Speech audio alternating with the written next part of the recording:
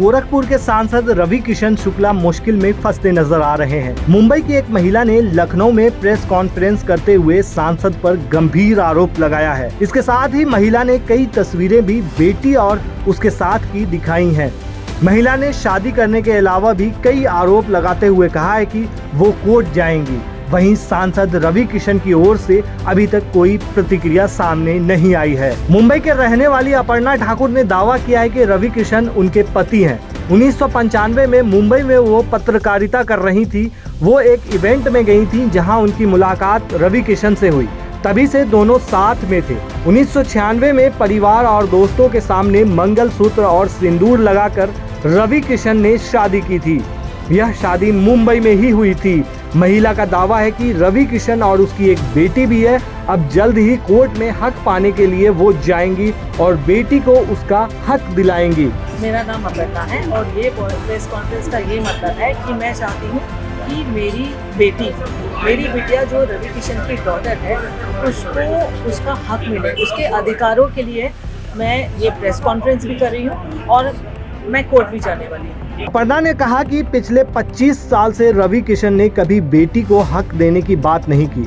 हमेशा छुपा कर रखा, किसी के सामने इस बात को नहीं आने दिया। हमेशा कहते थे कि बेटी के लिए कुछ करना है, लेकिन कभी किया नहीं। पिछले 1 साल से बातचीत करना भी बंद कर दिया है उन्होंने।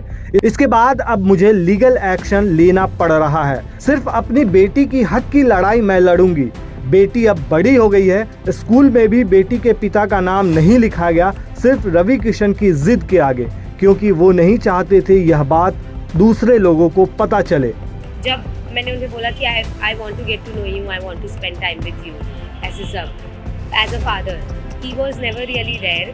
और मम्मी ने भी उनसे बहुत बार बोला चीज़ें कि please like accept your daughter, या कुछ तो मतलब आप उसके बात भी नहीं कर रहे हो। आप मुझसे ये भी नहीं पूछ रहे हो कि मैं कैसी हूँ, क्या कर रही हूँ लाइफ में, कुछ भी नहीं। आप गायब हो जाते हो, 2-2 साल गायब हो जाते हो।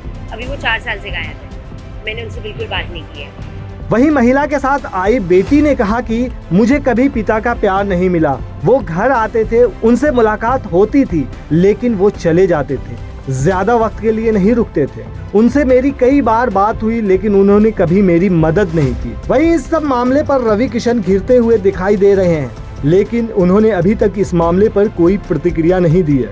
अब देखने वाली बात यह है कि रवि किशन इस पूरे मामले पर क्या कहते हैं।